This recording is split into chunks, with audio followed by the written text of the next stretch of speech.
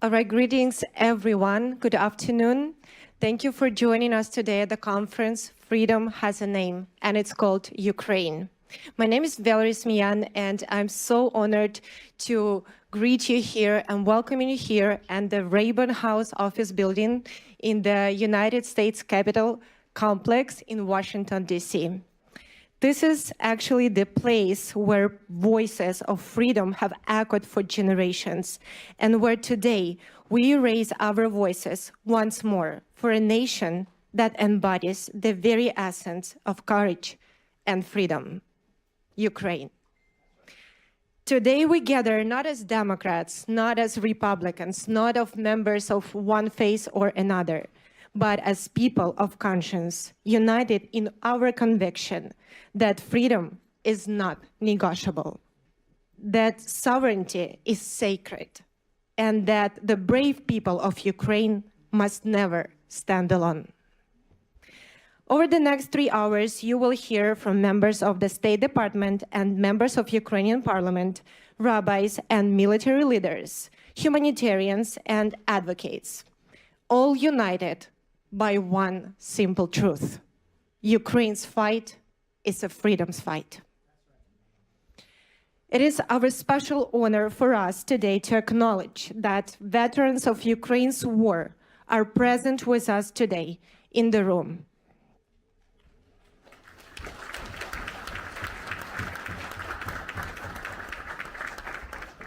Those who have courageously defended Ukraine's freedom, our dear heroes, we extend to you our deepest respect and appreciation.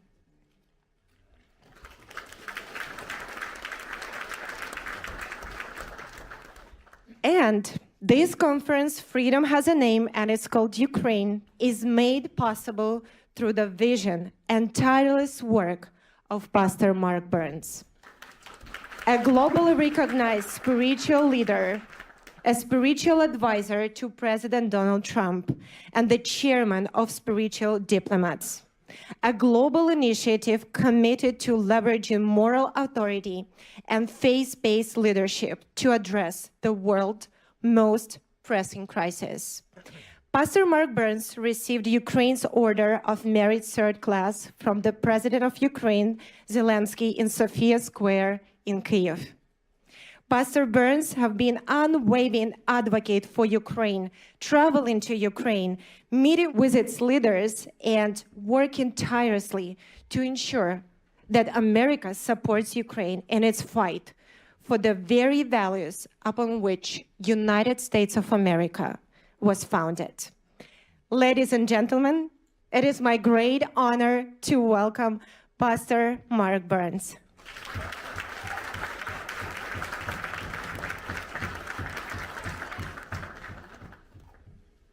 Wow. Well, first of all, give yourselves a big hand clap for being here, because you're telling the world you stand for freedom. I said give yourself a big hand clap because you're telling the world you stand for freedom. Freedom has a name, and it's called... Freedom has a name, and it's called...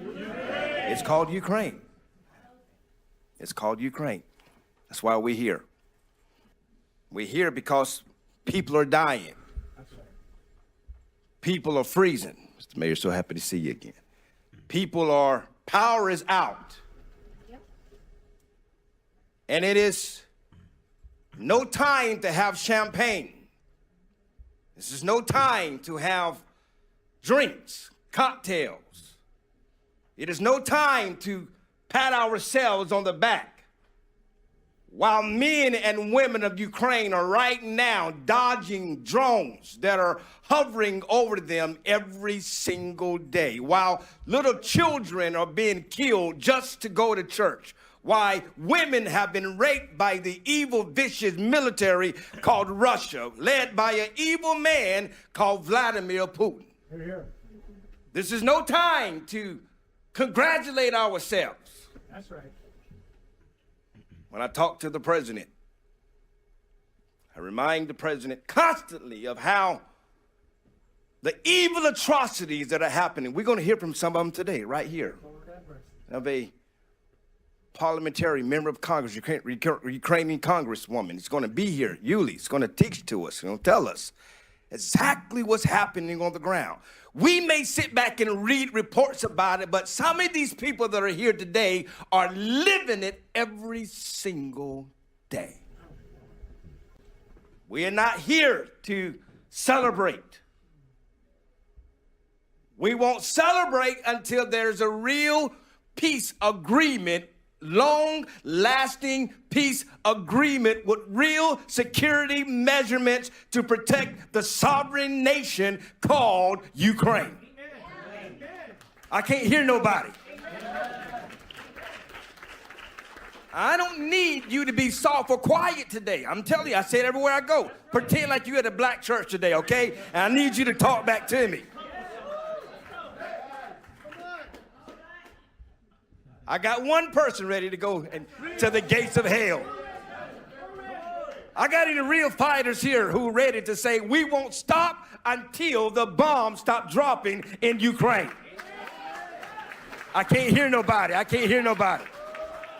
That's why you're here. You're here because you're saying, I'm not choosing party sides. This has nothing to do about whether I'm a Democrat or a Republican. This has nothing to do about whether I'm called a liberal or a conservative. This has nothing to do about the left or the right.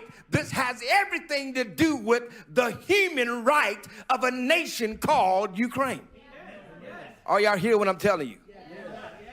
The people that we've asked to come here today, these leaders who are standing in the gap, and they are here they've been fighting this fight for a long time. When the president of Ukraine President Zelensky gave me a medal, I felt so ashamed. I felt ashamed. Felt like we haven't done anything. I don't deserve this. So many people, the real heroes, some of you are in this room right now. You've been fighting this fight for years. You saw it coming. While people were quiet, while people were silent, you saw the maneuvers happening. You saw the spirit of the python begin to circle itself around the neck of Ukraine. And you were screaming, hollering from the mountaintop, and nobody was listening to you. Oh, have mercy. What they're listening to you now. Okay. And we're going to do everything in our power to continue as spiritual diplomats. Yes, sir. To never become silent on the issues that are happening in the world. Amen. I don't care if MSNBC stops reporting about it. That's right. I don't care if CNN stops reporting about it. I don't care if it's popular today, because you understand politicians, they pick up things because it's popular for the moment, and then they put it back down when they don't need it anymore. People are dying right now in Ukraine. Preach. Come on now. Fellas. Yep. Are y'all hearing me? Yes, sir. Yes, sir. That's why we're here. Yes. I'm here to remind the media. I'm here to remind you. This message belongs to you. Yes. For those of you who are sworn in as spiritual diplomats, and some of you are in this room right now, you're in here because you're sworn in spiritual diplomacy. And I tell you, for those who, people ask all over, how do I get a pen? It's not a gift. It's not something we just give to people. It's a commitment. You swear in. You swear in. You take an oath that you are willing to stand for the voiceless. You will use your position of power and influence to speak for those that need an advocate. Yes. Yes. That's what you're swearing to. You're not swearing to a party. You're not swearing to allegiance to a person. You're swearing allegiance to an ideal of peace. That I don't care what color you are. I don't care what race you are. I don't care what your religion is. I don't care what your gender is. I don't care what your social status is. Whether you come from an Ivy League school or you got a GED like I did. That's right. Come on. I got God. I built a multi-million-dollar business, though, just so you know. Just for y'all who looking at me kind of sideways. Just so you know. Just so you know, God is faithful. God is good.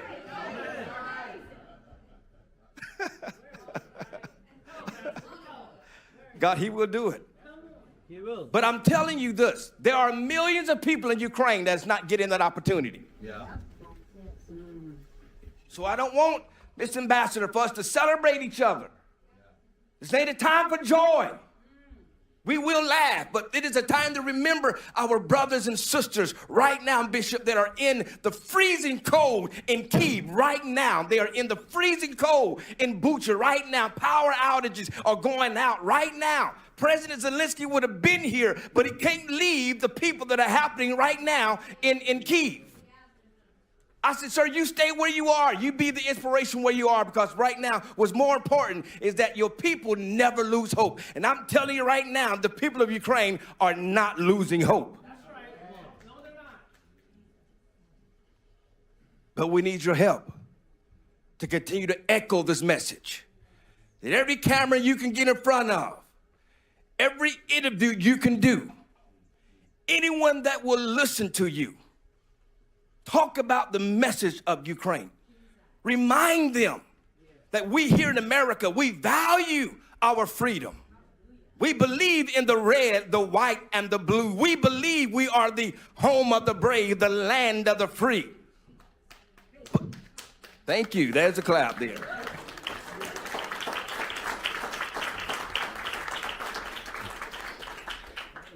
Miss Mi Young, God bless you. All the hard work you're doing for Korea. She's a true spiritual diplomat. Korea is under attack right now, and there's a lot that's happening right now. The Republic of Korea is happening right now. China, and you do understand that Russia and China are in league together. Yes, they are. Yes, they are. Yes, they are. They're trying to strengthen their influence. They're trying to strengthen their influence. That's why President Trump went after Venezuela. I don't care if you believe it or not or like it or not. He wants to stop China from buying Russian oil, from Venezuela to be selling Russian oil to Russia. The less we stop Russia from buying oil, the more we slow down their war machine. It's that simple. Yes. It frustrates me when I hear people, oh, Trump is just selling people out. Why in the world we just took Maduro out of Venezuela? Why are we going out to Greenland? I don't care about your politics. I'm talking about the facts. I'm not here to promote one man's ideology. I understand that some may disagree how it's happening, but we're trying to stop Russia from planting submarines up there that's continuously funding the battle that's happening in Ukraine. Do you understand this? And if we don't, and if we don't stop Russia, they will continue to attack Ukraine. They will go after Georgia. They will go after Moldova. They will go after NATO. And here we are in World War III. That's what's at stake. That's when I say supporting Ukraine is America first. It is America first.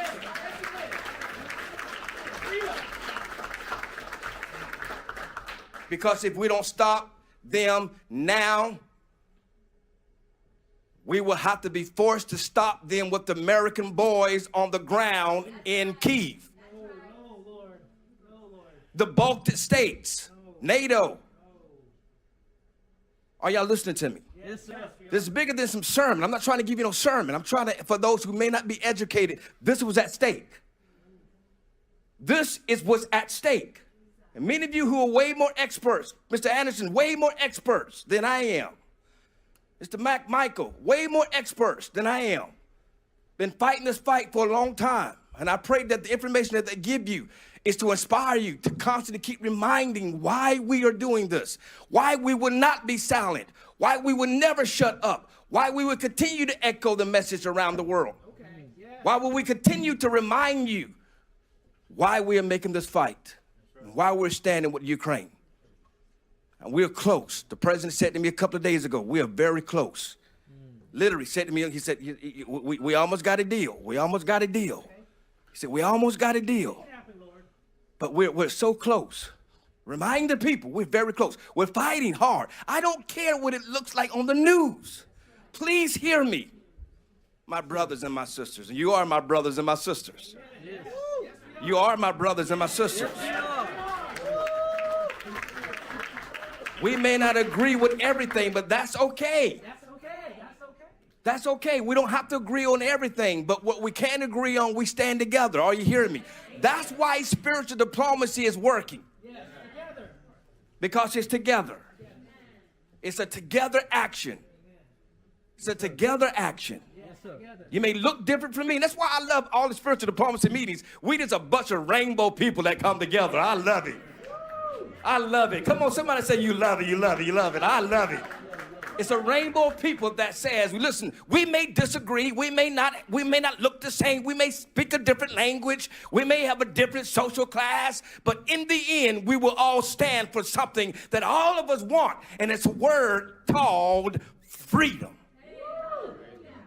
Somebody say yes to that. Yes. I could be a Jew and I want freedom. I could be a Muslim and I want freedom. I could be black and I want freedom. I could be white and want freedom. I could be female and desire freedom. I could be from a Christian and desire freedom. Are you hearing me? I could be from Africa and need freedom. It doesn't matter what race I am. It doesn't matter what color I am. It doesn't matter what my political affiliation is. Everybody that's alive on the green earth, we desire freedom. If you believe it, say yes to that. Freedom. Freedom. Yes, freedom. Freedom. And we got to remember Haiti, yes, Haiti, everyone, all of the country. Pakistan, yes. All of it, absolutely. Yes, freedom, that's right. Call it out, hell it out. That's what it was here for. Freedom. China needs freedom. Yes, Iran needs freedom. North Korea needs freedom. That's right. But can't you? It needs freedom. And that's the point that I'm trying to make to you. That's why we're here. So I'm going to be done preaching. I'm done. I'm getting out the way because you got a lot of great speakers that are coming up. A lot of great speakers. I want to give a shout out to ALLATRA for helping to make this happen. Can we honor them? Marina, Miss Valerie, our boss. That's what we call her. Amen. Miss Olga, I think she's out there in the back. But everybody's working so hard to make these things happen. And so, again, just as not to be inspired, yes. But now what we're going to do with this inspiration, we're going to get to work. Right now, people are asking me, how do I get a spiritual diplomacy pen, right? I don't have a lot of them today. I have some, but I'm just saying to you, there is a commitment that goes with it. And those who are willing to make that commitment, maybe by the end of this event, we can, for those that desire to be, come and take on the oath of a spiritual diplomat, then we can swear you in. But we'll try our best to get to that. But it's a true commitment. I beg you. You understand? As I said to you before, if you just want to take a picture, then I don't need you. I don't want you. If you don't want you. If you just want to put on social media and say I was here at the conference and just brag on social media, you keep your keyboard warrior self at home because we don't need you. But if you're a real fighter, you will go to the front lines. You will go to where we need to go. You may lose friends over it. You may not be popular because of it. But that's who we're looking for. And that's what we're going to continue to do for Ukraine. And you're going to hear from some great, amazing experts up here. I'm so grateful for each and every one of them that are here. Some flew a long way from Kyiv to be here, from Ukraine to be here. And so I'm going to get out the way. I want to hear from all of them. So I want you all to be inspired because they inspire me. And there's much work to do. Slava Ukraini.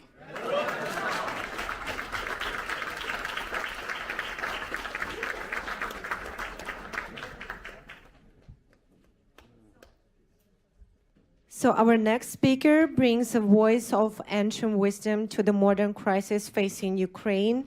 Please help me welcome Rabbi Moshe Reuven Osman, Chief Rabbi of Kyiv and Ukraine.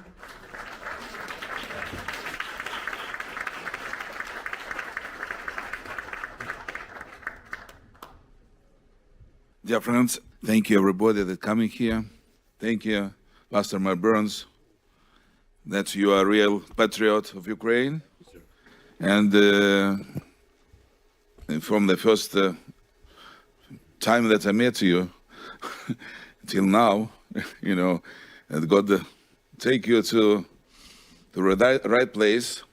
I would like to say you that I asked to Pastor Mark Burns to come to Ukraine, and he agreed. He came, and he saw with his eyes what the Russian criminal regime made in Ukraine. It's Bucha, Irpin, Borodyanka. People was murdered there. I saw his heart was broken, and after this he talked. We have meeting with the religions representative, all religions in Ukraine, and they brought him truth. How many Ukrainian children was stole to Russia? How many religion buildings was destroyed? How many priests was killed? What Russia did in Ukraine? And his heart was. He decided to come back to America and to bring truth to here.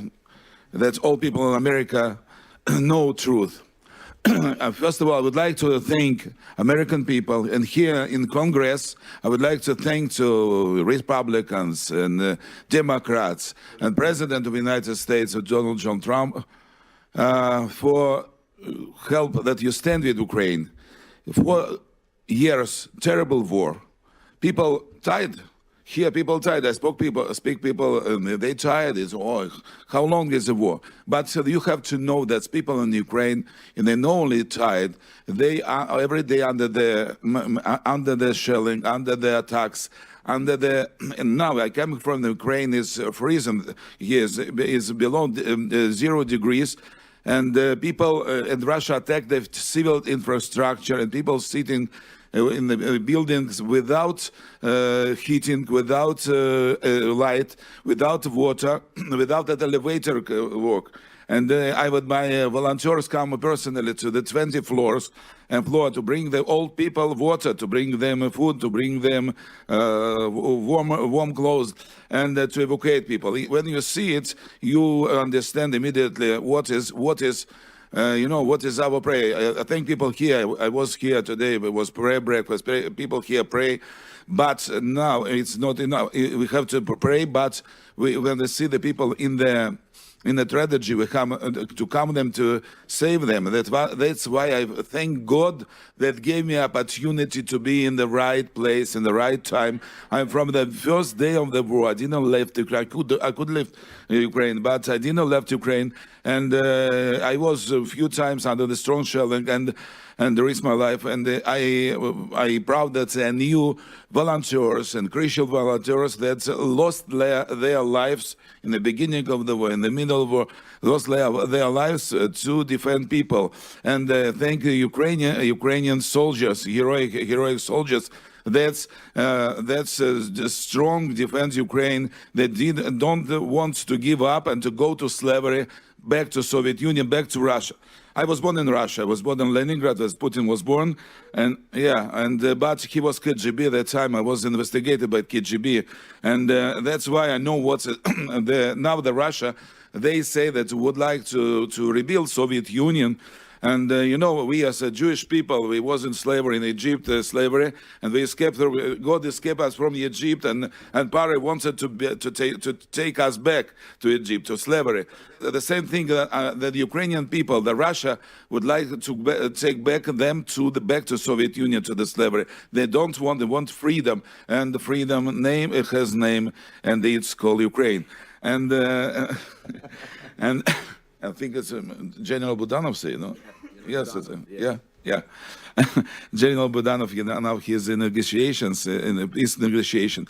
And I would like to say a few words about Ukrainian children. And Pastor Mark Burns, remember that 20,000 then you see to the mass media, he usually say that 20,000 more, much more than 20,000 Ukrainian children they took to Russia, and they tried that they forgot their identity, their culture, their language, their motherland. I as a Jewish people, I remember the story that Russia did in 1827. That was the law, Tsar law, to take the Jewish children to the army for 25 years. And they took them from their homes, and they took them to the army, and they did all of the Russian Tsar soldiers, that they will forget their home, their language, their history, their religion. And that's the same thing Russia do now to Ukrainian people. I think that everyone in the world can, he was born free. That's why everyone can choose here who is with a religion, who is what he wants to do, and where he wants to live, and which language to speak. That's why I think that we have to thank God that we together, all good people, will in the right side, and the excess of evil, I call it Iran regime, that's with God help Donald Trump, and America will destroy a regime in Iran, North Korea, Russia, and another countries that kill people, that kill own people, don't allow them to be freedom. Thank you very much to Pastor Mark Burns to invite me. God bless you and all people here that stand with Ukraine.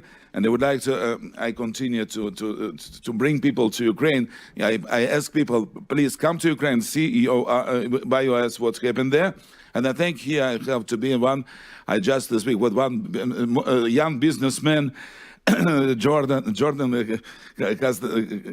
Castelman. I asked him and come to Ukraine and just begin to invest to Ukraine, invest just $6 million and wants to bring $1 billion investment to Ukraine and pay Ukraine. I would thank him. And Jordan, come. And today they say, yes, I continue to invest to Ukraine because I believe that Ukraine will be restored, will be good country, free country. Thank you very much. God bless you. God bless America. God bless Ukraine. Thank you.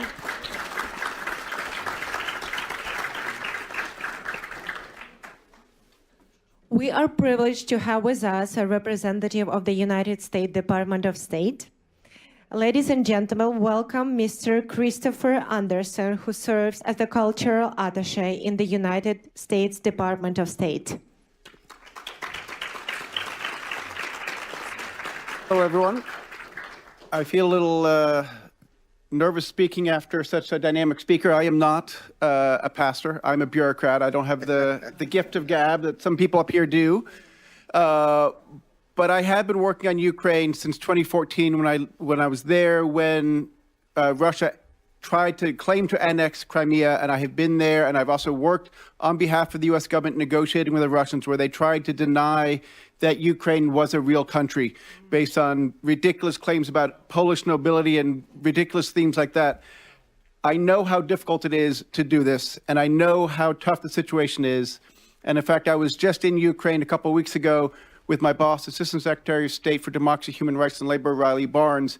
And we were there because we were trying to fulfill the president's commitment that we not forget these Ukrainian children and we bring them home. Yes. That's right. Yes. And we're approaching the 4th anniversary of Russia's full-scale invasion. But also, as I said, the war has been going on since 2014.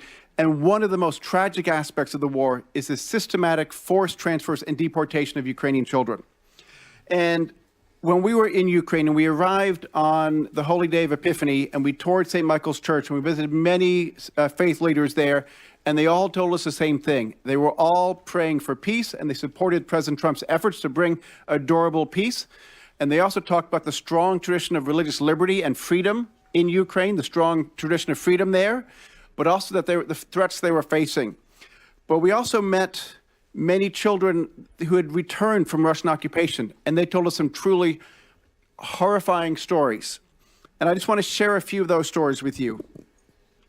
And the kids we met told us how under Russian occupation, they could not live, they could not be Ukrainian. They had to deny their existence as Ukrainians. They had to pretend to be Russians.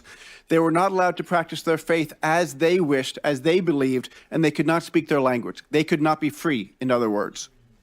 And we met with First Lady Zelenska, and she told us another story of a brother and a sister.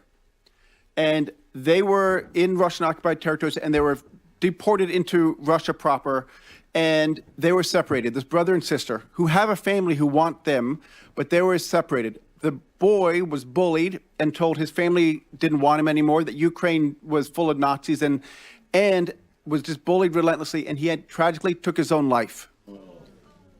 The sister was unable to go to the funeral, and they then put her in an orphanage for children with behavioral difficulties.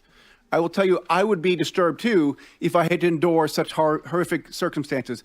And so they are keeping her in an orphanage in Russia, even though her family wants her back, and the Russian government is denying that effort. And then we also heard of another story who was living in occupation, and they refused to let him speak Ukrainian, and they were teaching him Russian and getting him ready to serve in the army. And then with the help of a group called Save Ukraine, he was able to escape and return to Ukraine where he could be free again. And there are well-documented reports that these children are subject to re-education, a phrase that is incredibly chilling and is in the line of Korea, Soviet Union, Iran, all those sorts of horrible states. And these children are blocked from contacting their families, and they are told lies that Ukraine does not exist. And then I also want to tell one more story that we heard about a family where they were removed from occupied territory and forced to go through filtration camp, another chilling word. And the father that we heard about had a Ukrainian tattoo, and the Russians tortured him and burned off the tattoo because it showed the symbol of Ukraine, and they didn't like that. And then the daughter was forced to live on her own, and she never saw the mother again. And we don't know what happened to her, but she considered herself a Ukrainian, and that was unacceptable to the Russians. Now, these are horrible stories, and these are not isolated. There's well-documented pattern and practice of this by the Russian government. But what we did note is the bravery of the Ukrainian people, and particularly these children, was truly inspiring. And we cannot forget those children, or we need to get them home. And so I just want to close by echoing President Trump and First Lady Melania Trump's promise. We are dedicated to guaranteeing the safe return of Ukrainian children to their families, and that is unwavering, and we'll do everything we can to bring them home. Thank you.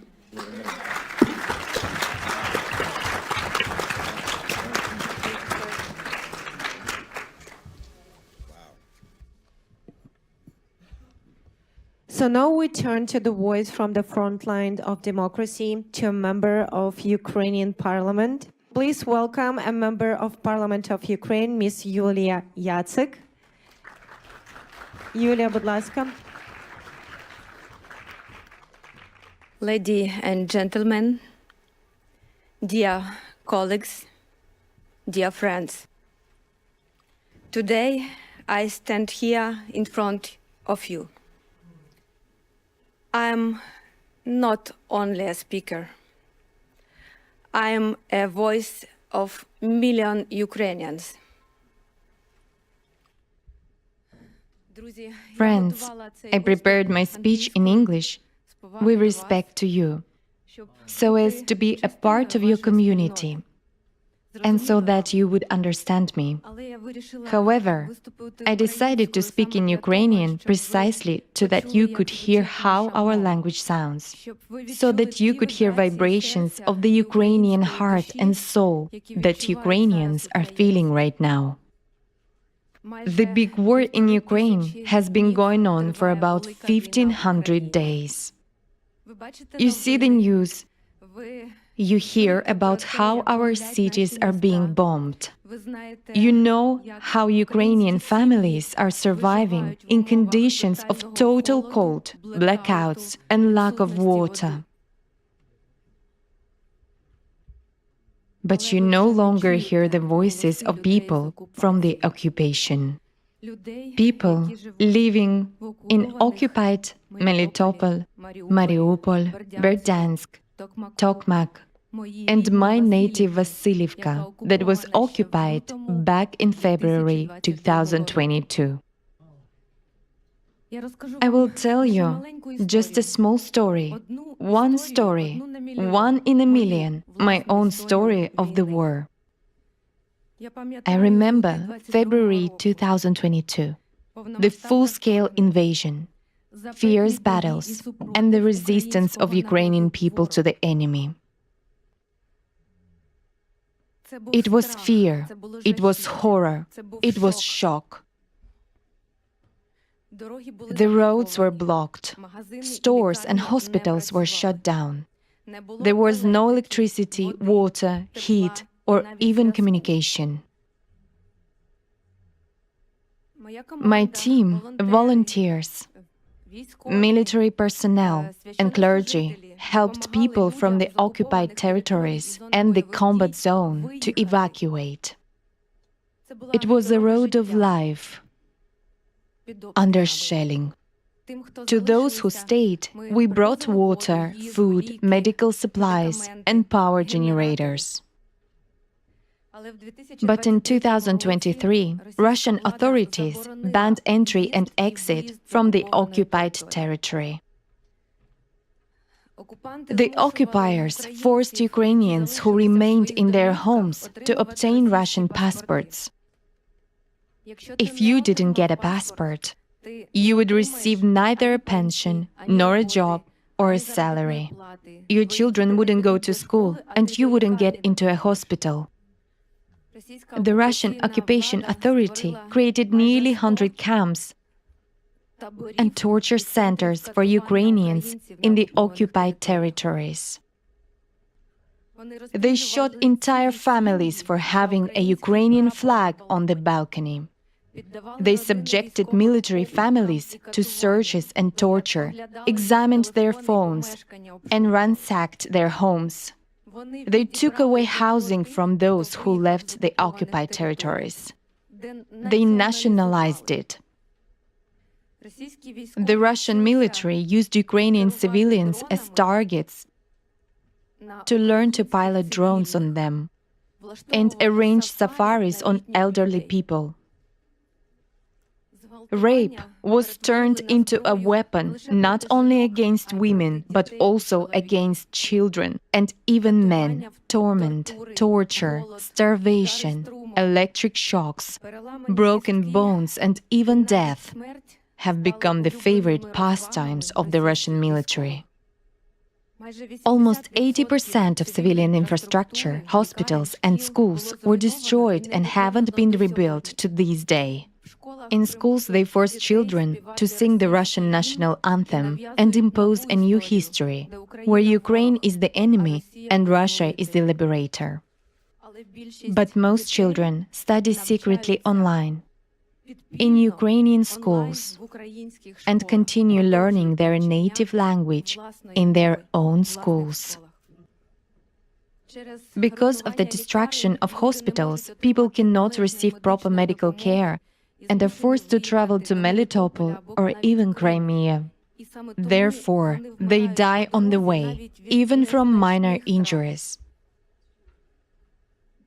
Tens of thousands of Ukrainian children were abducted and brought to the territory of the Russian Federation illegally.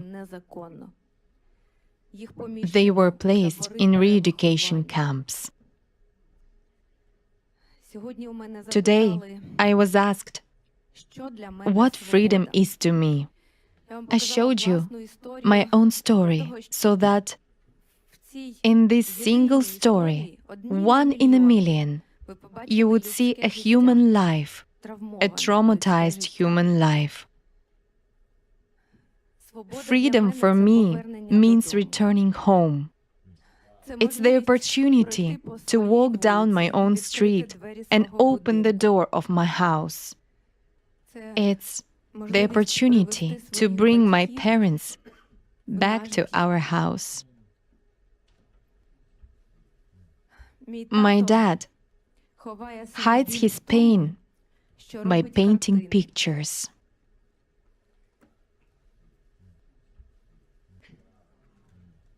I'd like to present this painting to you.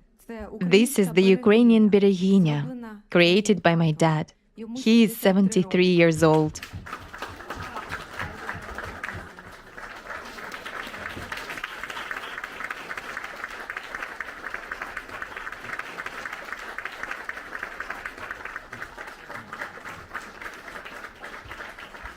It's a symbol of female power, the power that protects Ukraine, our homes, our children, and our native land. It's about women's love and desire for peace in our country. So, concluding my speech, I understand my time is up.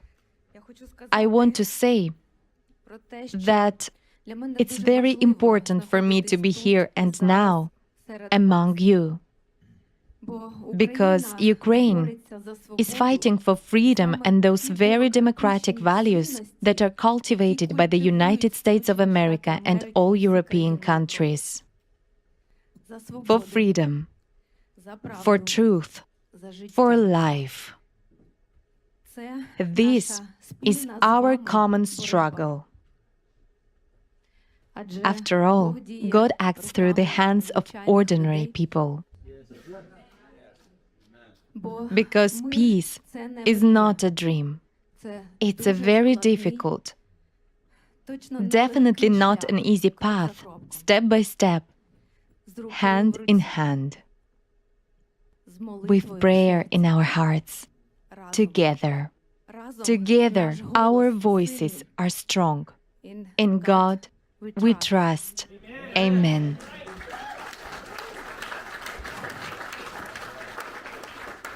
And God hears us. God bless you. Thank you. Thank you.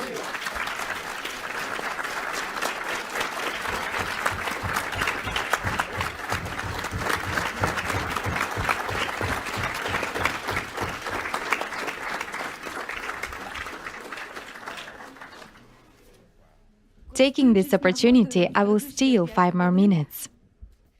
I'd like to convey gratitude from the Ukrainian Parliament, from the Verkhovna Rada of Ukraine, to Pastor Mark Burns for his sincere Ukrainian soul and big Ukrainian heart.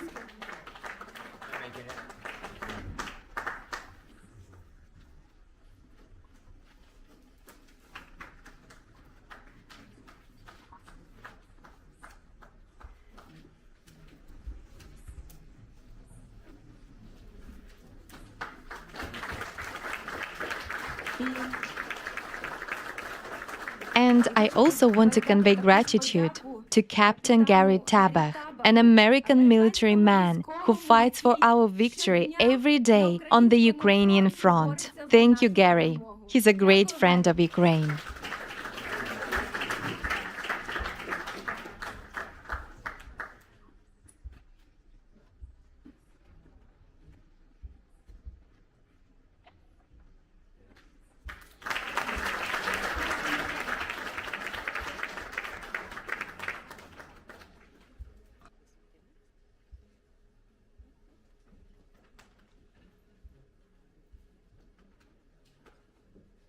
Thank you very much, Yulia. And next, I'm proud to introduce Captain Gary Tabach, a retired United States Navy captain who has dedicated his life to service, honor, and the defense of freedom.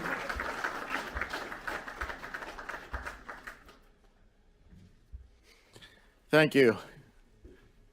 Yes, there are 2 things I like to talk about: leadership and myself. So, my parents took me out of evil empire when I was a teenager, and I came to the United States. Those of you who are grabbing phones to call ICE, please relax. I am a legal immigrant. So, after a couple of years in the United States, I heard President Reagan talk about evil empire. I knew it was evil empire. I did not know at that time how to fight evil. I only knew that it was evil and I had to fight it. The only way as a teenager I knew how to fight is to join the best, the largest nuclear navy in the world. And I joined the United States Navy, and 26 years later I said, wait, is this over? It was over. In 2014, my best buddy died. I went to Israel. I leaned my forehead against a wailing ball, and I saw a note. I opened up my eyes. I was talking to God, and I'm not a very religious man. And I saw a note that says, pray for Ukraine. I knew who Russians are. I knew how evil they were. I remembered the words of President Reagan. I said, I'll go to Ukraine just for one day, take one wounded soldier out of there. I showed up there, and I'm there for 12 years already. And people ask me, why? Why are you doing it? You were born in Russia, you're a Jew. What is that in Ukraine? I couldn't answer it. Could never answer it except it was the right thing to do. It was the right thing to do to help people that are being killed and murdered by the people I know that can do it very, very precisely. And then I had hope. I thought I was the only one that was doing it. Nobody could understand me. Then I had hope when President Trump became a president and started to fight evil too. Then he left, and I was discouraged, but I stayed in Ukraine. Then he came back, and I said, God gave us a third choice. If we're going to screw this one up, God is not going to give us another choice. 3 strikes and out. And I wanted to go to his inauguration. That's all I wanted to do. And a good, old chief rabbi of Ukraine says, you're going to go with me to his inauguration. And I went to his inauguration. It was a great thing that ever happened in my life. Then he took me to the Pierce School, where the people were giving speeches, you know, like peace, love, peace, you know, and everybody was sitting there, you know. But the crowd was kind of like yours, all kinds of people from all over the world. And then this black man gets up and he delivers a speech. And everybody wakes up and the whole room is going. And I said, that's leadership. That is leadership. When the whole crowd is crying, laughing at the same time, and he's leading them anywhere he wants to. That's leadership. And I wanted to shake this man's hand. And I wanted to give him my challenge coin. But the crowd was so big, they were crowding him all over the place. And I shook his hand. The rabbi, good old rabbi, took me by hand, says, let's go. And I shook his hand and said, thank you for your service. And somebody pushed me away, and that's it. That was all over. Then one day, one night, a rabbi calls me and says, come to Anatevka. I'm like, oy vey, I got to go to Anatevka. It's cold. It's curfew. We're going to pray. We're going to do tefillin. We're going to do all this, eat kosher food. And all. So I showed up. A rabbi said I should show up. In a cold room, it's sirens, it's bombings. And in the morning, I wake up, it's cold, and I see these 2 little ladies in the hallway, American ladies. And they go, good morning, yeah. What they're doing here in the middle of this war and doing this. And always they hear, Captain! And I turn around, and here he is, standing there with their arms. He says, Captain, it's good to see you. He remembered me. He hugs me, and I'm like, what is this black dude from some Carolinas doing in Ukraine? What does he has to do with Ukraine? It's beyond me. I have no idea. Then we go to places of atrocities. He goes, and this is before cameras. This is before Ukrainians start giving him medals, and there were cameras. It's just us, right? Right, April? She was a witness there. Veronica, right? It was you girls were there, ladies. You were there, and freezing, because I kept thinking they have no insulation on them, and it's cold. And I see this leadership there. He's talking to old babushkas, to the kids, to everyone. There is no show. It's sincere. It's deep. And this is where I get my answer, because I ask him, what the hell are you doing here? What do you have to do with Ukraine? That is because we're fighting evil. Because my people were victims of evil. His people were victims of evil.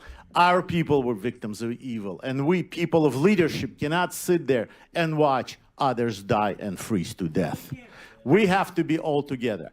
We have to rally together. We have to rally around our leaders, around our national leader, around our world leader, President Trump, and around our spiritual leaders, Rabbi Osman, and around our total leader, altogether leader, Pastor Burns. And somebody says, and I think Malcolm Luther King, that you quote so often, said it too. It's attributed to many people. All that evil needs to win is to have a lot of good people do nothing about it. And it's a leader who's going to say, no, stop. It's not going to go through me. You're not going to go through while we're on the watch, right? But give me an amen. Give me an amen, Pastor. Give me an amen. I'm going to be a black preacher doing that. Yes, you are. We all do. And as a slave, Ukrainian recruit, soldier slave as well, but a very talented poet, a very famous poet, and an artist, Taras Shevchenko, said, fight and you shall win. Fight and you'll be successful, and we're going to fight. Yes. We're going to fight. We're going to rally around the people who are going to be, and I'm very, very proud that I can stay shoulder to shoulder, back to back, with Pastor Burns, with President Trump, fighting that evil. Unfortunately, Pastor, I cannot fight any longer the way I used to do. I cannot hold a weapon in my hands anymore. But you gave me another weapon. You gave me a spiritual weapon. So I want to return the favor. I want to return the favor. I want to present you with my weapon. Unfortunately, I couldn't.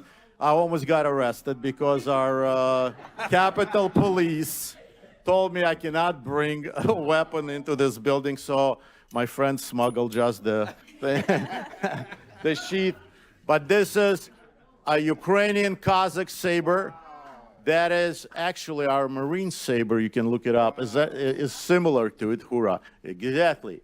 And when I'm going to salute the good pastor, and I'm going to present that with him, I want you all give me a hoorah. Okay. You want to drop down your face and give me 20? Come on. Give me a hoorah.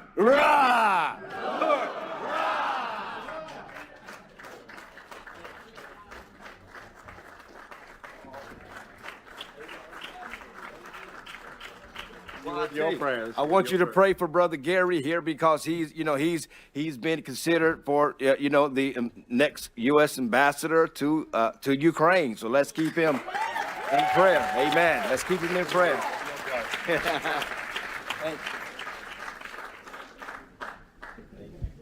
me a hoorah for my brothers in arms.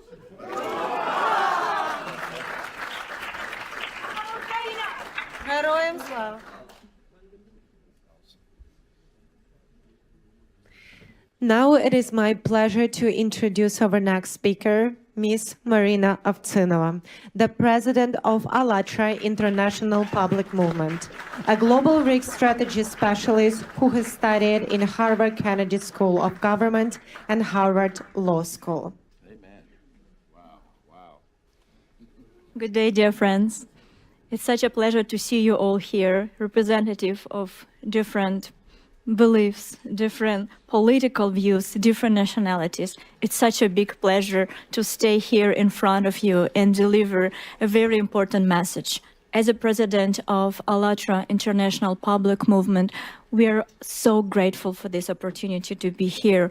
And we are grateful to Pastor Burns for everything he is doing for the entire planet, for every single person, because he has unique ability.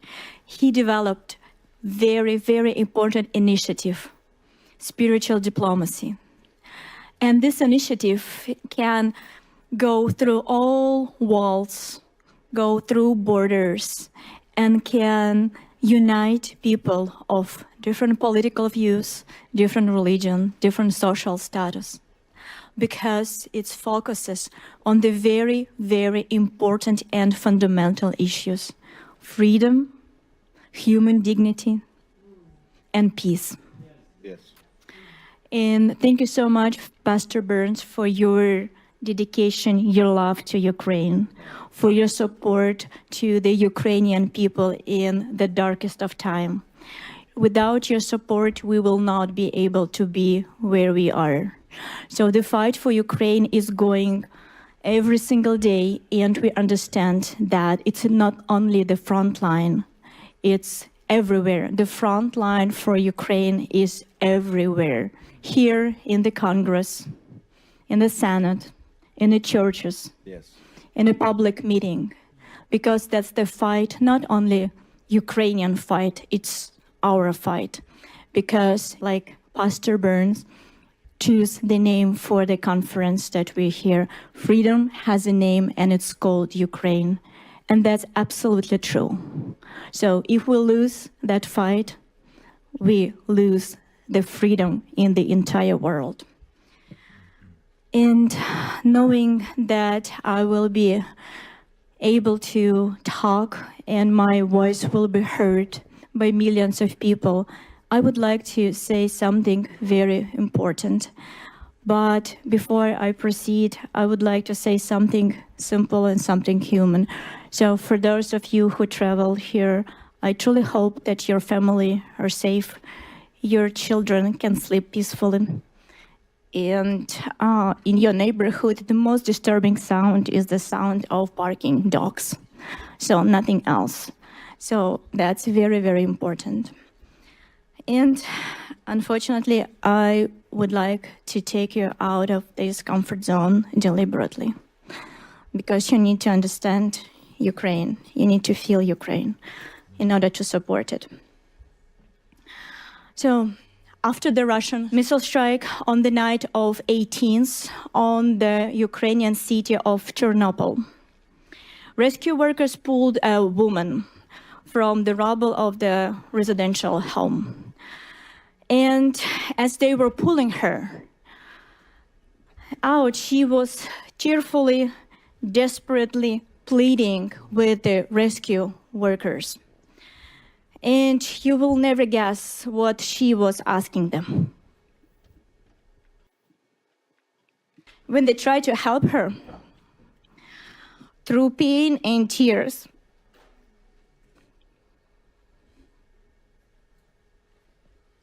Bless your heart. Bless your heart. she was keep saying, "Don't save me. I beg you. I just watched my son burn. My God. And I need to hear you this one more time.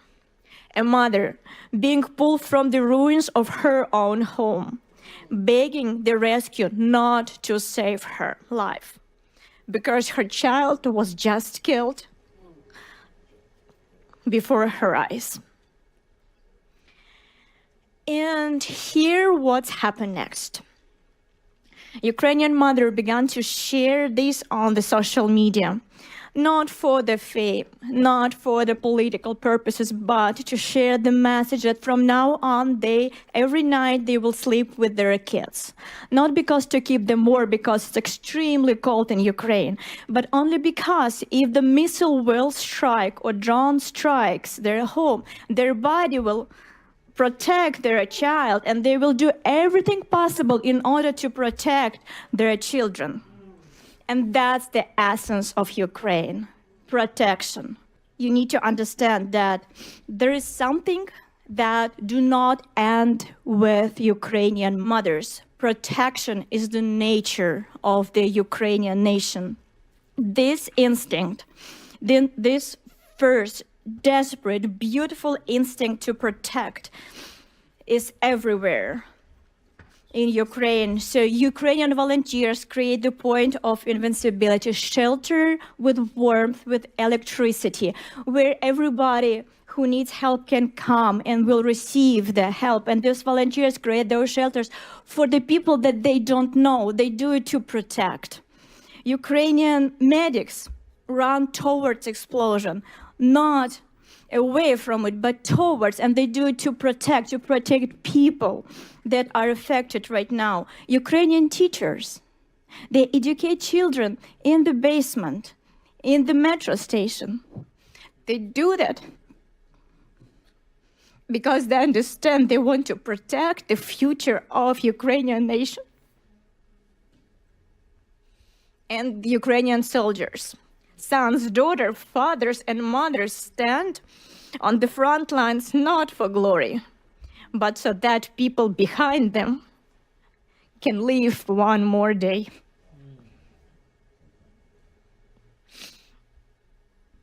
And they do that to protect. To protect millions of Ukraine, millions of decisions every single day, and these decisions are to protect a neighbor, a stranger, a child that they never seen before. And here, what you need to understand about the protection. and you need to hear this. Millions of Ukrainians, millions of heroes right now are protecting not just Ukraine. They are protecting freedom itself. The very idea of freedom, the precious, fragile, but infinitely valuable idea that free people have the right to choose their own future. Yes.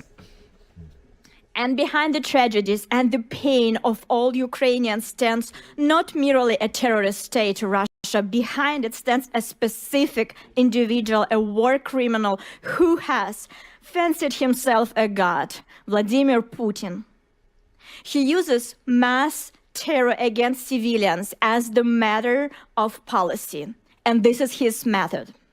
He kills the people of Ukraine to achieve the goals he desires. And like Pastor Burns said today, and if this method employed by tyrant who holds the nuclear launch button is rewarded, can you imagine the kind of world we will be forced to live in? The kind of world the United States would face, the world our children will inherit.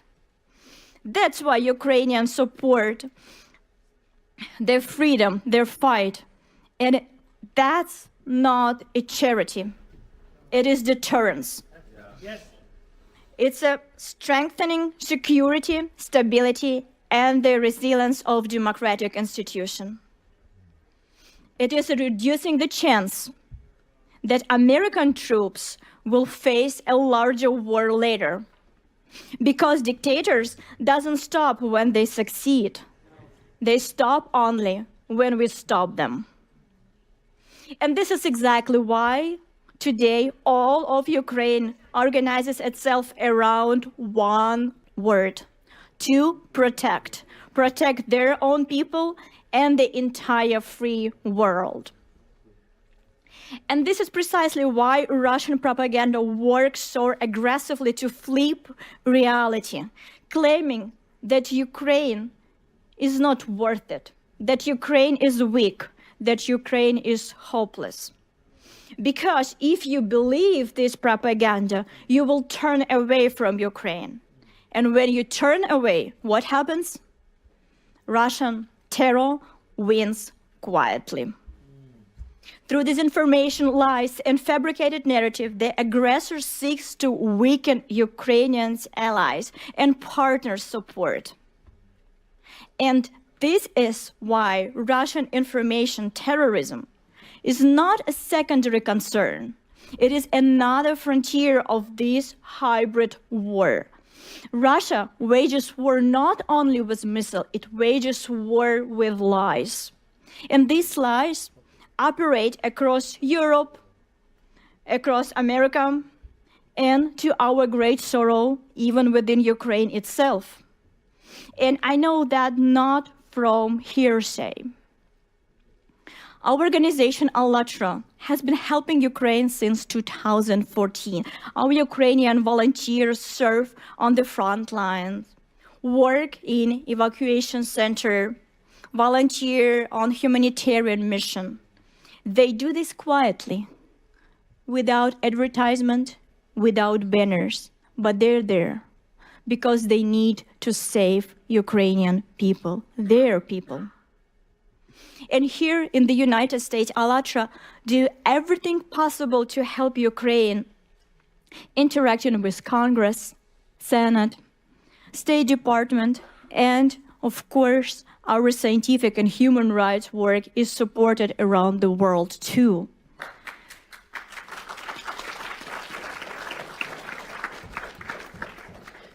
But do you know which is the only country in the world that has banned ALLATRA? Can you guess? Russia. Of course, Russia. The only country where our volunteers systematically persecuted, tortured, thrown into prison. Russia. Why? Because we speak the truth about Putin's Nazi regime, because we speak the truth about the threat of the Siberian plume, which they want hide from an entire world, and because we support Ukraine. And this about that. The Kremlin considers us such a big threat that it launched full-scale persecution against us.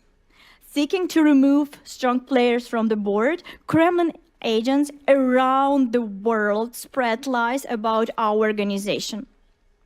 They call us pro-Russian sect. Absurd? Yes, it is. But unfortunately, absurdity, that is work. And because if you open the internet today, Ukrainian media, European media, you will find articles calling ALLATRA pro-Russian. The very same organization that Russia has banned and destroying, the very same organization whose volunteers sitting in jail and being subject to torture in Russian prison. And this false narrative is being spread by FSB agent. This is a documented fact. In 2024, a report presented in Washington exposed the method and tactic of Russian disinformation. It was prepared with the participants of American and international experts, as well as officials of Security Service of Ukraine and the Office of the Prosecutor General of Ukraine. The report directly named agent of Russian informational influence network in Ukraine who organized disinformation campaigns and criminal prosecution against ALLATRA. The report identifies Irina Krymenovska, a Ukrainian citizen, as an agent of Russian influence. Beyond our organization, she attempted to discredit Ukrainian religious scholars who were defending Ukrainian spiritual independence from Moscow, and to lobby pro-Russian policies into Ukrainian legislation.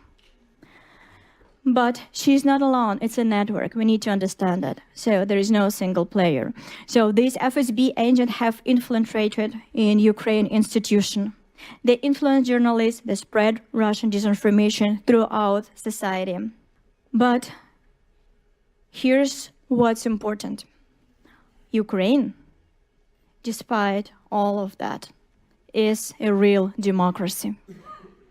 And in this democracy, just a few days ago, the national police officially recognized us, ALLATRA, as the victim of illegal attempt to destroy our organization. So, yes. Congratulations, yes. Thank you.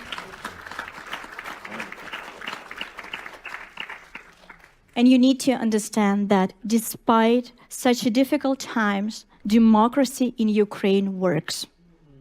Truth break through. But agents of Russian influence have not stopped. They operate not only in Ukraine, but in Europe, and unfortunately here in the United States as well. And they continue to spread Kremlin's propaganda, which unfortunately you often hear in the media. That's why when you hear that Ukraine is divided, that Ukraine is losing, the Ukrainians want to surrender, or ALLATRA is the pro-Russian or pro-Putin sect, please remember that. You need to understand that what you hear is the Putin Russian propaganda. And I ask you, don't believe it. Instead, believe Ukrainian mothers who protect their children from Russian drones and Russian missiles. Believe Ukrainian volunteers who deliver medical supply under the fire, and Ukrainian field medics who perform very difficult operation under the drone attack without electricity. Believe ALLATRA volunteers who are supporting Ukraine and being tortured in the prison in the Russian Federation. Believe the Ukrainian defenders on the front lines who share effort, literally sparing no part of their bodies, their very lives, every day bravely defend our rights, yours and mine, to live in the free and civilized world where tyranny has no place. Because this is what Ukraine is: brave, free, honest. Ukraine is people held together not by fear, but by mutual support, not by propaganda, but by truth, not by hatred, but by the responsibility for one another. Ukraine is the people driven by a pure, noble instinct to protect the innocent, to protect human life, to protect the good. So, how can we stop Russian information warfare? Only with truth. We can expose it. We can forge a path to the truth by not believing the lies and by acting for Ukrainians' benefits. And we, ALLATRA, have been doing that since 2014. We do this under fire, under torture, under slander, and we will continue to do this. And we will do it around the world, here in the United States, in Europe, and in any country we go. We will fight for Ukraine's future, defend her rights, her choice, and her freedom. And here I want to return to the man who does this every day, who does so much for Ukraine and who made this very event possible. Pastor Burns, we remember your words when you came back from Ukraine and you spoke honestly and openly that before you went to Ukraine, you were thinking as the Russian propaganda gave you the information. But after you went there and you saw it with your eyes, you changed your mind. And from this point, you will never believe the propaganda that Russian authorities spread. Here also. And the very important moment that people around the world support your initiative. And they support you because you are the one who not talks, but who acts. One small step that you made is far greater than millions of hours of empty talks. And I know that Pastor Burns is a very modest person. And I would like to share something that he would never share by himself.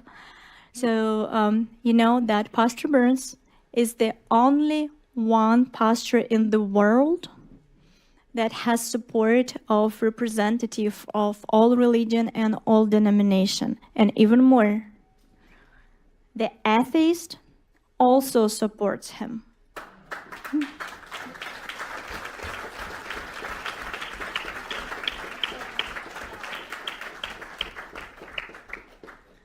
People believe in Pastor Burns because of his action, because he is doing more than he is saying. And this is very important. And every time when he starts the Spiritual Diplomacy Conference, he said, if you're here for a picture, I don't need you. That's right. And this is very, very important. So that's why people follow Pastor Burns. And like he said today, it's the action. It's not only having the pin here. So we need to act.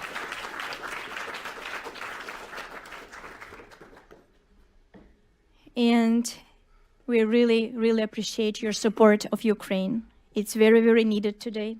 So that's why keep working and we will support you in all the action. So today we had a lot of different speakers and we heard different parts of Ukrainian life. And I was really touched by Pani Yulia, representative of Ukrainian parliament. And I truly, truly believe that the sound of Ukrainian voice that you heard today, you bring home. So you will remember this melody, the melody of the spirit of freedom, dignity, and the protection. Unfortunately, right now, in order to protect their freedom and freedom of the entire world right now, Ukrainian nation paying very, very high price. They pay with the life of their children, the families, the future of the families. we need to understand that they're paying this price not for themselves, but for us, for the international order that provides your children with safety. We need to understand and remember that when Ukraine stands firm, the idea stands firm that power does not give the right to destroy your neighbor. When Ukraine holds, the principle holds that a human being matters more than the imperial ambition of one tyrant. And that is why this war is not just a war over territory. It's a war over what the world will be. A world where freedom matters, a world where the power and ambition of one tyrant decides everything. Now, dear friends, I want you to think and leave you with this. Ukraine today is fighting for all of us. And when our grandchildren will ask us, what did you do when the fate of freedom was being decided?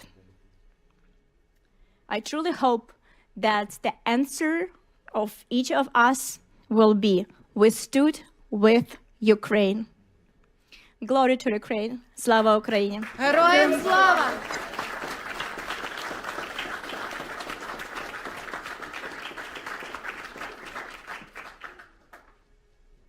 Now we are asked to join us for a minute of silence to honor those who gave their lives in Ukraine for a free future for all of us. Please, 1 minute of silence.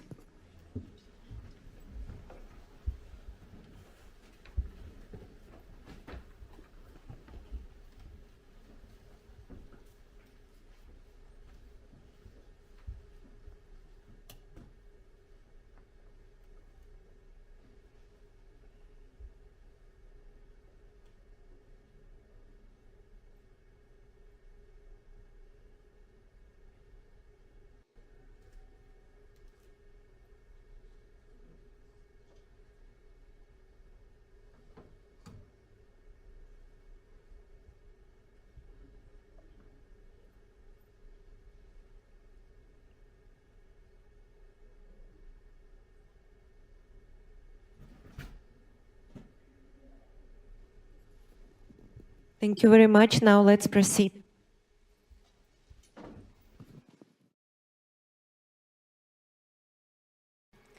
Help me to welcome our next speaker, Mr. Pavlo Frolov, a member of the Parliament of Ukraine, where he has advocated for the protection of Ukrainian refugee rights, ensuring that displaced Ukrainians receive the support and legal protection they need and deserve.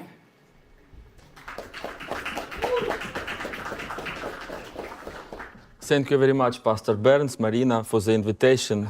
Dear friends, it's an honor for me to speak to you today. People of different faiths, nationalities, and political views are gathered here around one shared value, human dignity.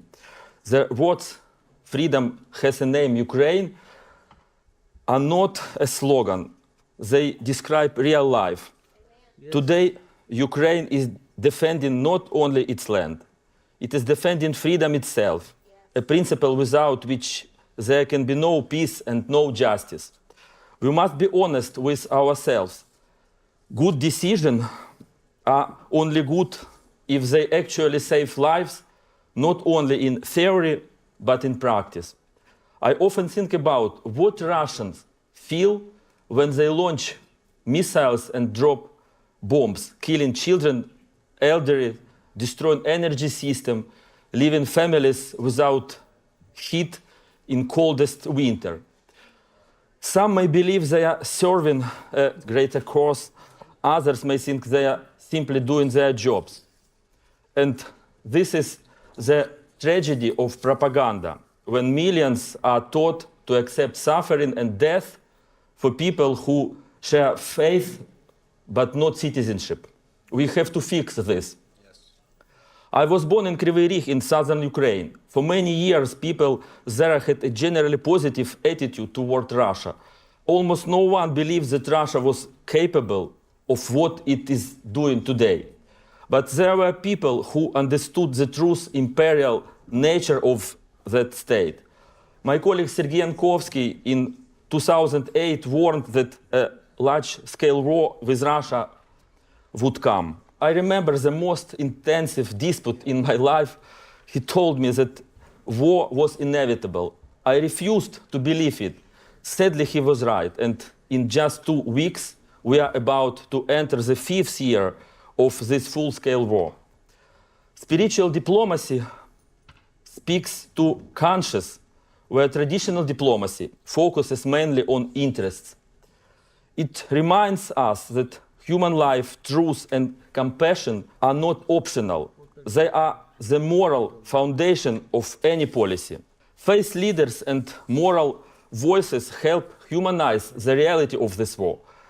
They move our focus away from numbers back to people. In the case of Ukraine, spiritual diplomacy strengthens solidarity with civilians and the oppressed. And most importantly, it does not allow the world to become used to evil. Years of war have brought enormous destruction to Ukraine. According to a joint assessment by the World Bank, European Commission, United Nations, and the government of Ukraine, the cost of recovery and reconstruction reached $524 billion by the end of 2024. It is 1.75 times higher than the total value of frozen Russian assets in the West. It is also equal to 11 annual pre-war budgets of Ukraine. And I want to stress this clearly. This figure includes only material damage. It does not include the damage to human life, health, and dignity. In the Ukrainian parliament, I serve as the head of the Commission on the Right of Internally Displaced Persons, that is IDPs, and other war victims. My colleagues and I work with those who need help the most. This includes 4.5 million IDPs inside Ukraine, 6.9 million refugees abroad, about 6 million Ukrainians living under occupation. More than 6 million Ukrainians have lost their homes fully or partially. To understand the scale, this is roughly the population of US state, Maryland or Missouri, or entire population of Bulgaria. The world has not seen such destruction since the Second World War. At the same time, much has already been done. Ukraine has become the first country in the world to launch an international compensation mechanism for war victims before the war has even ended. Within the framework of the Council of Europe, the International Register of Damage for Ukraine has already been created. The Compensation Commission has also been launched and is expected to start reviewing victims' claims next year. In Ukraine, we are doing everything we can to help people survive the war. We have implemented dozens of state programs to support more than 1.5 million of most vulnerable people. There is still a great deal of work ahead. Helping victims of the war is not a temporary charity. It is a long-term moral and social responsibility for the Ukrainian state and for our international partners. Now, the most important thing for us is to establish a sustainable, long-lasting and just peace. Peace means more than a ceasefire. It means restoring lives, communities, and human dignity. But recovery is impossible without security. If the aggressor keeps the ability to attack again, rebuilding turns into endless repairs under constant threat to new destruction. Ukraine's struggle reminds the world that freedom always has a human face. When moral voices stand together, suffering can be turned into hope and solidarity into peace. The ideal end of this war would be a transformation of Russia through the collapse of its imperial essence, or through nuclear disarmament that would eliminate blackmail and future aggression. This is not realistic under current conditions, So we must act now to ensure that Russia does not have the resources to continue this war. This means severely limiting Russia's financial and technological capacity through strong sanction, export control, and real enforcement. Army in Ukraine saw that the cost of new aggression becomes unbearable for Russia, and building a lasting system of support and deterrence. We believe that forces of freedom and justice stand with Ukraine. We are very grateful for the effort of President Trump and Congress to stop aggression. Please do not let fatigue win. Fatigue is exactly that the aggressor is counting on. Our shared resilience is the path to a just peace. Slava Ukraini. And Mr. Pastor Burns, I want to invite also you to Ukraine, to the parliament, and Marina. Thank you very much. Thank you very much.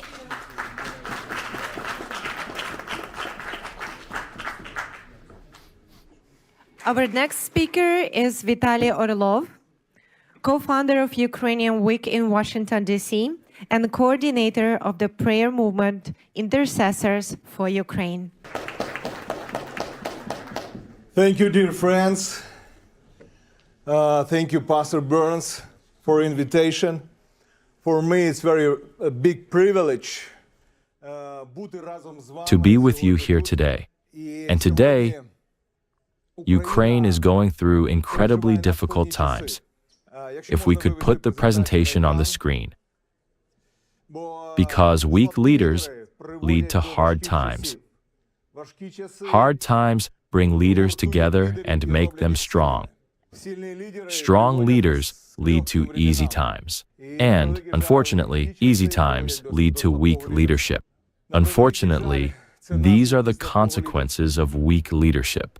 When voices needed to be raised for the truth, for Ukraine,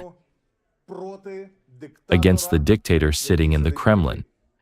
Today, thousands of cities and villages in Ukraine are in this kind of condition. Why? Because we are at the epicenter of a spiritual battle.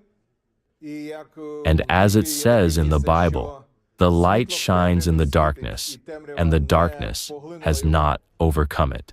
Today, Iranian drones, which are assembled in Russia, are bombing Ukrainian cities, just as they once bombed Israel.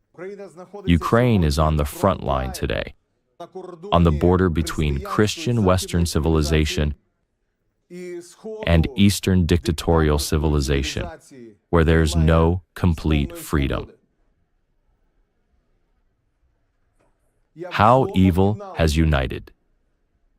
Today, it is necessary for spiritual people, Christians, to unite as well. And we are very grateful to Pastor Burns for raising his voice for the truth. Churches are also under attack in Ukraine. Russia has destroyed or severely damaged more than 700 churches in Ukraine. In the Ukrainian territories occupied by Russia, they are seizing church buildings.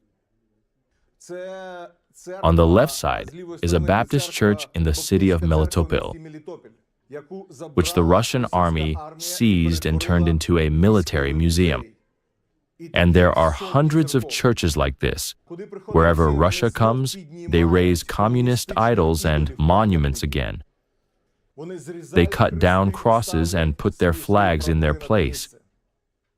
Over these 4 years, the Russian military has killed 70 Ukrainian pastors and priests. This is my friend Yuri, a pastor who came to his church in Kupiansk for morning prayer. As soon as the prayer service ended and the people left, he stayed behind.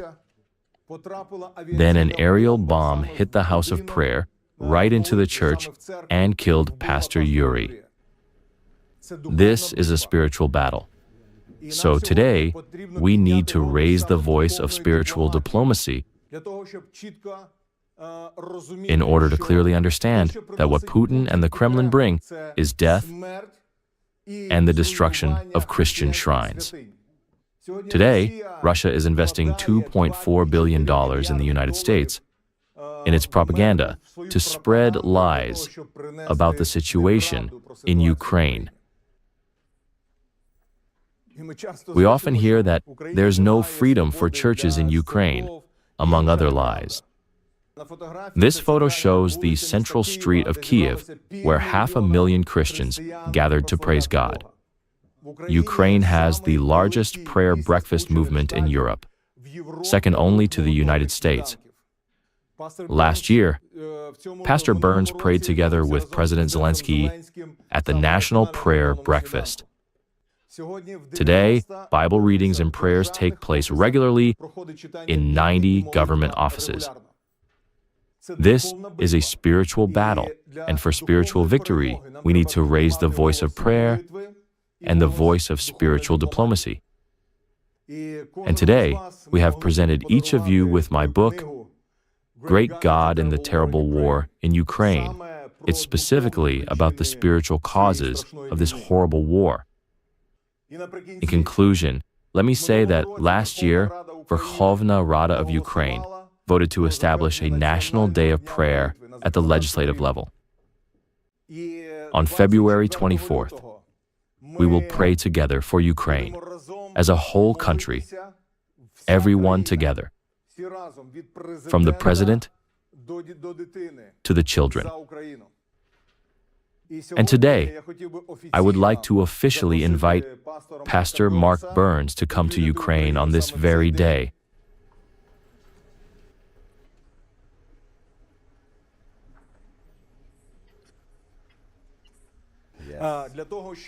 To pray with the President of Ukraine in the morning.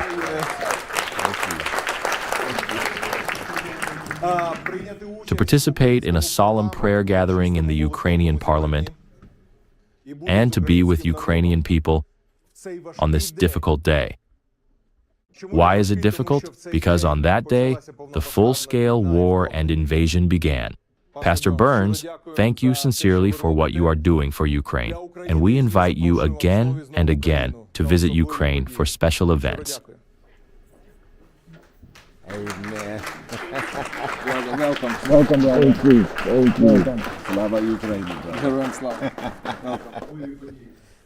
Now I would like to invite Mr. Artem Saulyak, an interpreter from Ukraine, and Petro Voloshenko to the podium.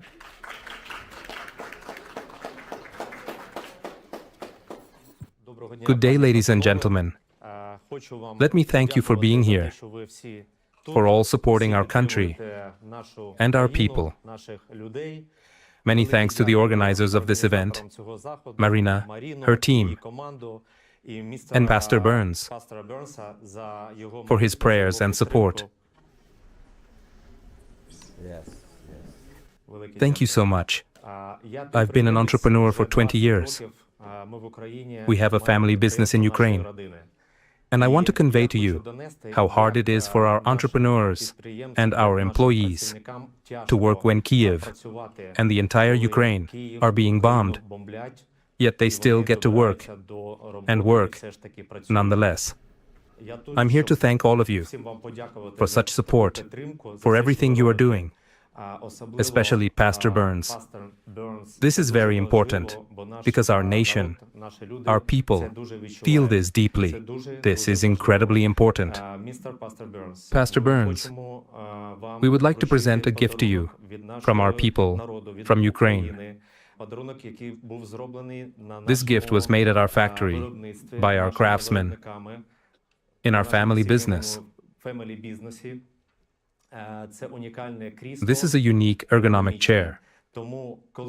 So when you sit in this chair, you will remember about our Ukraine, about our people and our employees who go to work every day and are working right now, while Ukraine and Kiev are being bombed.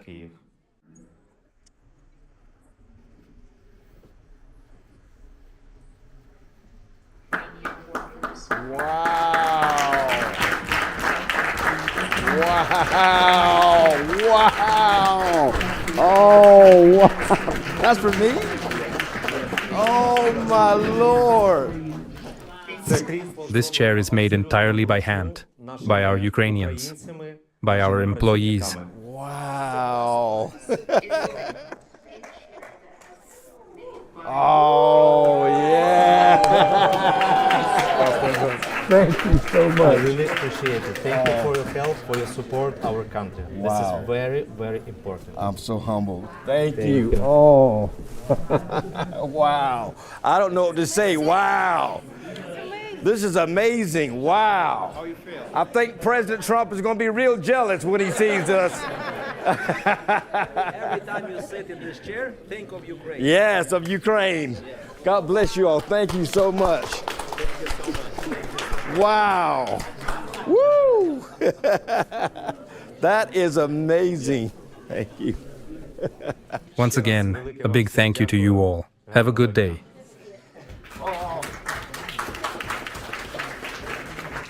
Good afternoon.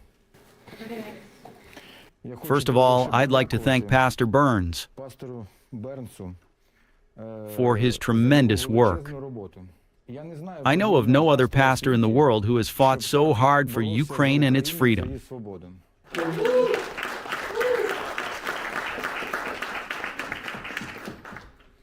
I believe if all pastors in the world had united in a single diplomacy, like in the Spiritual Diplomats initiative, and stood as a united front for freedom across the globe, then only truth would prevail in the struggle. There would never be wars, and people and children would not be dying.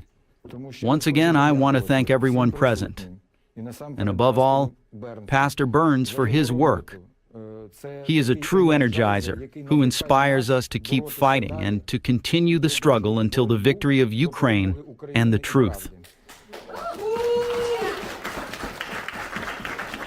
God bless you. Thank you. Our next speaker is Mykola Kuleba. Actually, among the greatest crimes, of Russia's war against Ukraine has been as you've heard already today, was the abduction of Ukrainian children. Turned from their families, taken to Russia and subject to forced adoption and re-education. And this is the crime against humanity, a crime against innocence itself. And our next speaker has dedicated himself to bringing these children home. Welcome, Mr. Mykola Kuleba, who is CEO and co-founder of Save Ukraine, an organization working tirelessly to locate, recover, and reunite abducted Ukrainian children with their families.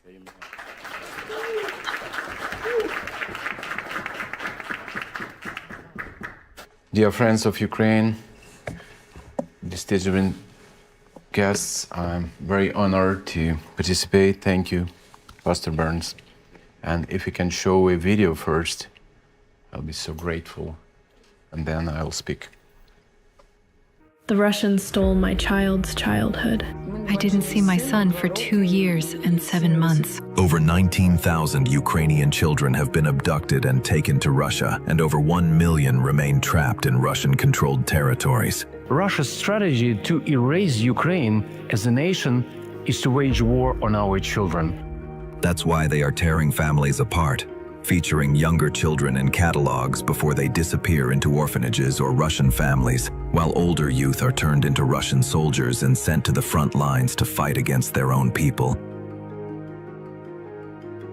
Those who were rescued testify that even in kindergarten, Russians train children for war to fight against Ukraine and NATO. We will fight for every child who remains under occupation or has been taken to the Russian Federation. Every rescue mission requires careful planning and coordination. Save Ukraine's team stays in constant contact with families, from the very first call to the long-awaited reunion with their families. We do whatever it takes to bring them home, no matter the danger.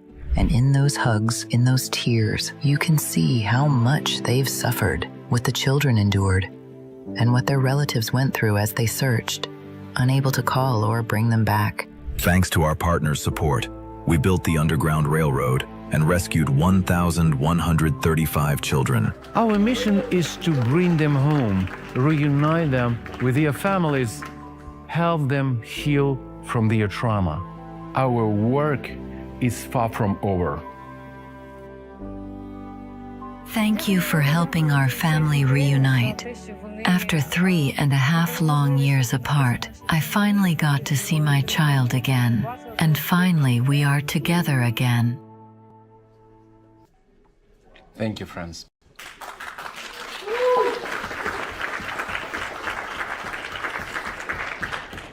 And as you heard, Save Ukraine for today rescued 1,141 kids and from Russia and temporary occupied territories. And today we are bringing witness to one of the gravest crimes in our century: the systematic abduction, trafficking, and militarization of Ukrainian children by the Russian Federation. Our children continue to suffer a biblical scale plague inflicted by a modern-day Pharaoh. So imagine your child walking into school in your country and being told you may no longer speak your language, only Russian. Your American name or your country's name is forbidden. From today, you will raise a Russian flag, swear loyalty to Russia and Putin, and study from books that say that your country never existed. From today, you are told that you have to believe not in God, but in our leader named Putin. And we just rescued last week one boy who told us that every day his school teacher told him, "We want to kill all Americans in the name of Jesus." Wow. Imagine teachers wearing that speaking your child's native language is extremism. And imagine your child being sent to a summer camp where they crawl under barbed wire, through grenades, and are taught that you, their own family, are the enemy. At least 20,000 children have been abducted by Russia. They have been militarized or deported to Russia and trafficked into Russian families. The Russians have made it very difficult to track our children. They are stripped of their names, birthday, language, faith, and families. This is a deliberate strategy to erase their identities and Ukraine's future. More than 1.6 million Ukrainian children are now imprisoned behind Russian new Iron Curtain that has descended across Ukraine, and they indoctrinated to believe that the USA and NATO countries are the true enemies which they have to fight now and forever. Save Ukraine is providing a full spectrum of services to children in need, from organizing dozens of dangerous rescue missions inside Russia and occupied territories, across thousands of miles through the Underground Railroad. It continues with the holistic medical, mental, and trauma recovery and safe and savory integration of children and families into local Ukrainian communities. Save Ukraine has documented testimonies of each of the 1,141 children we have rescued. It is clear that Russia's efforts are designed to hurt and destroy entire families. Punishment for resistance is severe and deliberate, intended to instill fear. They describe streets filled with Russian soldiers, armored vehicles at every corner, and parents terrified to let their children go outside because the military presence is everywhere. 15-year-old Sasha told us how one day Russian soldiers grabbed him off the street, put him in a truck, and forced him to dig trenches every day. Girls constantly report harassment and intimidation by Russian soldiers. Homes are raided at any hour of the day or night. Children tell us they must keep their phones clean at all time, deleting messages, photos, anything that could reveal their Ukrainian identity, because a single image or conversation can lead to brutal consequences. I just talked with one boy who'd been rescued from Lugansk under 11 years of occupation, and he told he was really afraid to go outside his house. It is 11 years of life in constant fear. And I'm asking you to continue your prayers. I can tell you tons of stories about how children suffer in occupied territories, and still hundreds of thousands of children in Russia's trap. And we need your prayers, and please stand with us. We believe that this war for our children, for our families, and we want to pray together every day, and we believe that God will protect us. Thank you very much. Thank you, Pastor.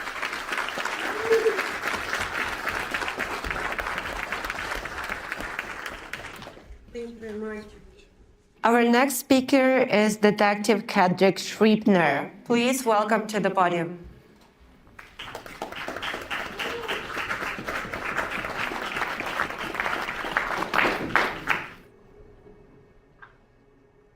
Thank you, Pastor Burns, for allowing me to come and speak. My name is Kedrick Scribner, and I'm the founder of the Kedrick Scribner Foundation. We support the widows and orphans of the fallen heroes of the Nigerian police force. And when you talk about widows and orphans, in Ukraine, I've seen the devastation. Do you know what it's like especially being in law enforcement, doing death notifications? But with what I'm seeing in Ukraine, it is horrible. And the families that are left, torn apart, children displaced, that just burdens my heart. Yeah.